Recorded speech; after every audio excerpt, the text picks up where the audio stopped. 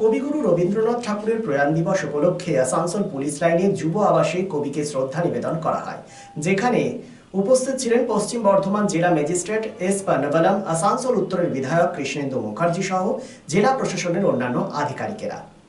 কবির প্রতি মাল্যদান করে তাকে শ্রদ্ধা নিবেদন করা হয়। বিশ্বকবি রবীন্দ্রনাথ ঠাকুরের বেশ কিছু বিখ্যাত ও চিরন্তন উক্তি মানুষের জীবননীতি, প্রেম ও সমাজ সম্পর্কে ভাবনার প্রকাশ ঘটায়। কবিগুরুকে স্মরণ করে কি বললেন জেলাশাসক ও বিধায়ক, শুনব। 22শে শ্রাবণ একটা নিঝড় ধারার দিনে কবিকে ছুঁয়ে যায় এক অচেনা কুসুমের গন্ধ। পরম সখা মৃত্যু এসে হাত ধরে। যখন আমি অঘোর ঘুমে তখন মধ্যরাত।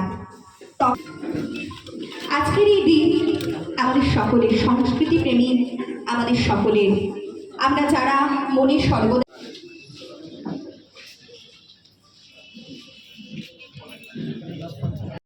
कल्चरल दफ्तर আমাদেরকে অসংখ্য ধন্যবাদ। আপনার সকলকে অসংখ্য ধন্যবাদ। যারা যারা শিল্পীরা এসেছেন আজকে কবিগুরু গানগুলো করবেন, সকলকে আমার অভিনন্দন, ধন্যবাদ। আজকে বিশেষ দিন, আমরা এখানে মিলিত হয়েছি, সবাই আমাদের মাঝে আছেন আমাদের সবার প্রিয় জেলা শাসক এডিএম সাহেব রয়েছেন, অতিরিক্ত জেলা শাসক রয়েছেন, এসডিও সাহেব রয়েছেন, আমাদের চিফ কন্ট্রোলার আসানসোল বিশেষ সংশোধনাগারে রয়েছেন এবং আমার সামনে উপস্থিত প্রত্যেককে আজকে এই বিশেষ দিনে আপনাদের মাঝে আসতে ভীষণ ভালো লাগছে। দেখুন, রবীন্দ্রনাথ, বাঙালি যারা আছি আমরা, রবীন্দ্রনাথ ছাড়া বাঙালি পূর্ণ না।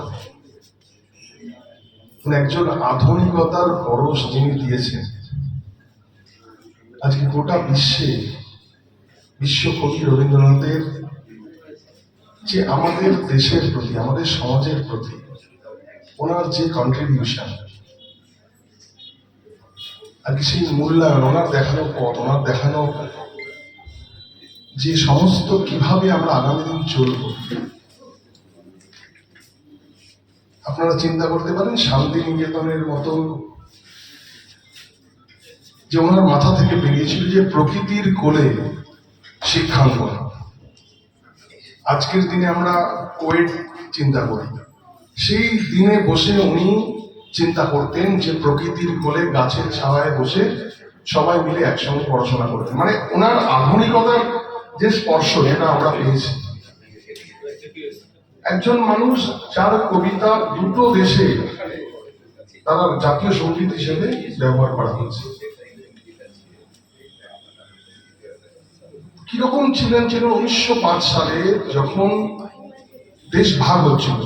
1947-এ দেশ ভাগ হওয়ার অনেক আগে দেশ ভাগ হতো 1905-এ। সেই সময় রাখি বন্ধনের মাধ্যমে উনি বঙ্গভঙ্গ রদ করেছিলেন রাস্তায় নেমে।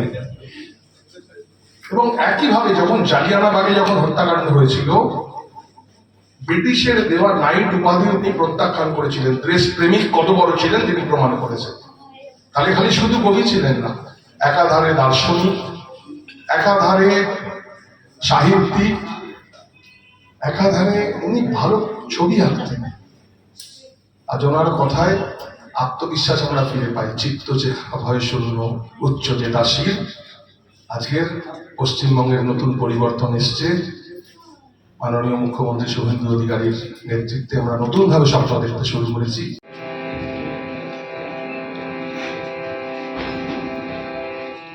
জীবন মরণে সীমানা ছাড়াইয়ে বন্ধু হে আমার রয়েছ দাঁড়ায়ে। জীবন মরণে সীমানা ছাড়াইয়ে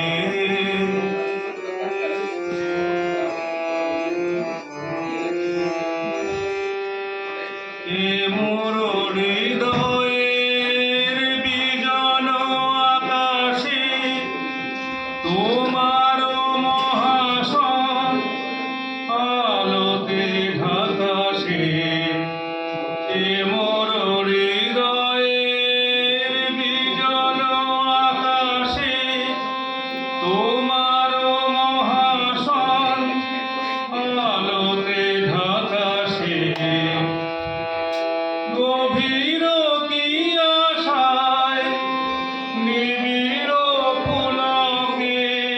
শুভ হোক সর্বক্ষণ।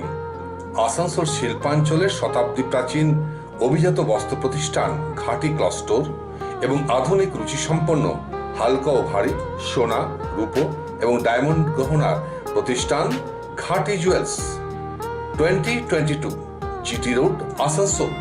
Mobile number 9734151700 and 8389950456.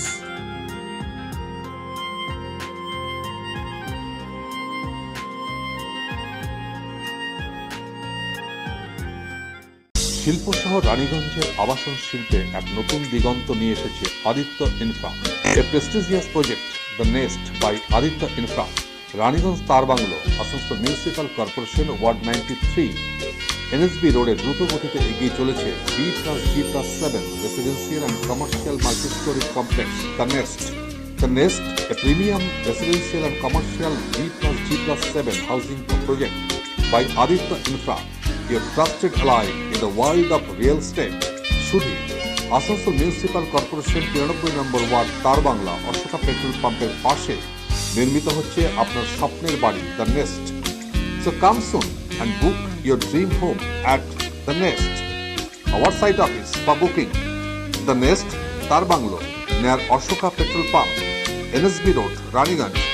Mobile number 9348866332, 9434065782, 99326 79801 and 94341 33742.